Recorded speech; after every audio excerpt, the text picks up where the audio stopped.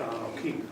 And he's going to go over a topic that's of interest to me and many of you out here, and that's the role of the emerging global aerospace industry. I found out, reading the resume, that Sean is currently the CEO of the European Aeronautic, Defense, and Space Company. So I spent most of my time, the last half hour, trying to work out an apology for the fact that I was born and raised in Seattle and went through school on a Boeing Company scholarship. But I think I can make up for that. The last 3 years before I retired, I worked for BAE Systems, and we were a partner of yours. Prior to this role, Sean, I won't go through the whole resume, but several things that drew my attention. Up until 2005, he was the 10th Administrator of the National Aeronautics and Space Administration. In 1992, he was Secretary of the Navy, which makes him a good guy in my book. And I think the thing he's most proud of is that in both 2003 and 2004, he was elected by the Irish American magazine to be one of the top 100 Irish Americans of all time.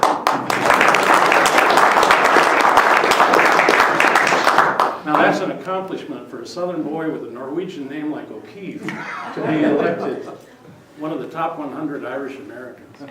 So without further ado, please join me in welcoming Sean O'Keefe.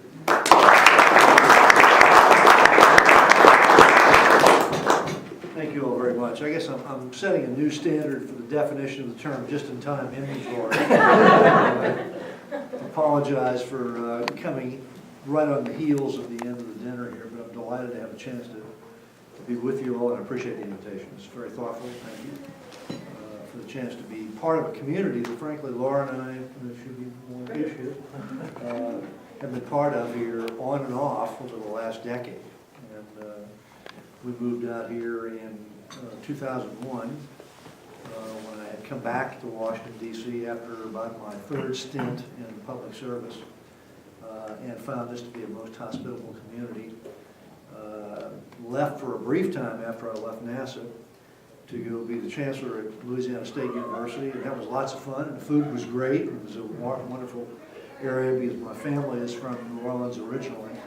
But when we concluded that activity just a couple of years ago, this was a chance to come back to Loudoun County, a place that we really have come to call home.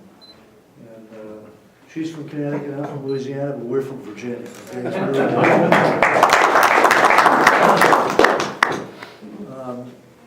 It is a kind of I'm hardly the poster boy for discussion of the progress of aerospace in the United States, given how I look like.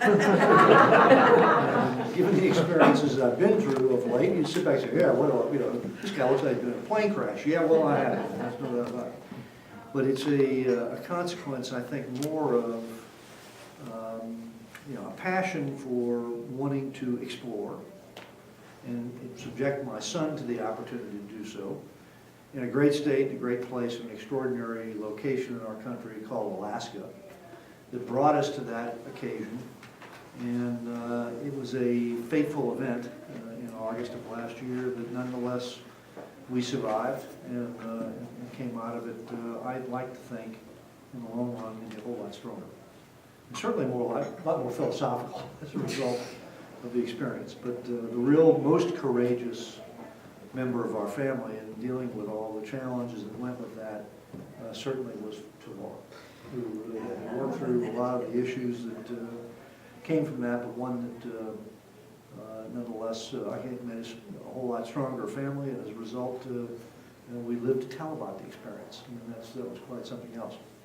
To the aerospace industry overall, though, let me suggest that we're on the cusp right now, I think, of a real renaissance in aerospace as a dominant industry in the United States, and indeed globally. I mean, there's a couple of statistics just as backdrop, just to give you a feel for this, and I'll make this brief, and then we can open it up to more conversation, because I know, having previously served in a couple of occasions in my life in various Rotary groups, there is a hard stop that occurs here. I got that. That's been drilled into me, and I appreciate that very prompt kind of consideration. So I'll make this brief, put it in context, and then I'll have more for conversation. In the United States, every year, we export about $80 billion worth of aerospace product outside the United States. That's how dominant, how major an industry aerospace is in the United States. Now, at the same time, we import in $25 billion. So we are therefore definitionally a global industry. The folks who underwrote your scholarship build about 60% of their aircraft in the United States of America. The rest of it is from somewhere else overseas. The folks that build aircraft that is a subdivision of the company I work for, also known as Airbus, builds about 60% of their product, and 40% of it comes from the United States. So as a consequence, we are a major global industry around the world. And it's one that, these are the two dominant players in the mid-body and wide-body aircraft. And almost every one of us, I'll bet everybody in this room, has flown on one or the other, if not both, varieties of aircraft that both these companies produce. They're ubiquitous. They're all over the world. EADS purchases about $11 billion worth of aerospace product for production of helicopters, aircraft, you name it, radars, all kinds of things that we build in the United States every single year. That represents about 15% of all the aerospace product that the United States of America every year produces globally. Is one company. So again, there is no national limitations anymore. Globalization is not a concept, it's here today, right now. And in this industry, it exists dominantly in this particular industry immediately. And it's an opportunity that really is an extraordinary kind of global catalyst or engine for economic development. It is not just because the United States or any other nation, Europeans or anybody else, believe is something they're dominant in. Every emerging industrial economy in the world uses aerospace industry or some other dominant kind of industry like IT, medical equipment, those are the big ones, as a means to really catapult the economic activity of those nations into a different standing. In my prior incarnation at NASA, lots of hand-wringing that went on among the hallowed halls of the Congress over the emergence of the Chinese in the aerospace industry. This was something they must have some sinister view of trying to reach space for the purpose that, just like the Russians did with Sputnik, okay? This idea of something about the size of a VCR flying around would be a danger to us in the 1950s, propelled an entire nation to think in terms of this industry is something we needed to get ahead of and be dominant in. And so therefore it was natural that many folks who are obsessed with this kind of global kind of competition must think there must be some sinister activity on the part of the Chinese for wanting to get into the aerospace industry, develop their own capability to produce engines, propulsion systems, capability to go anywhere you want to go, to include spacecraft. And it must be sinister because they have something in mind.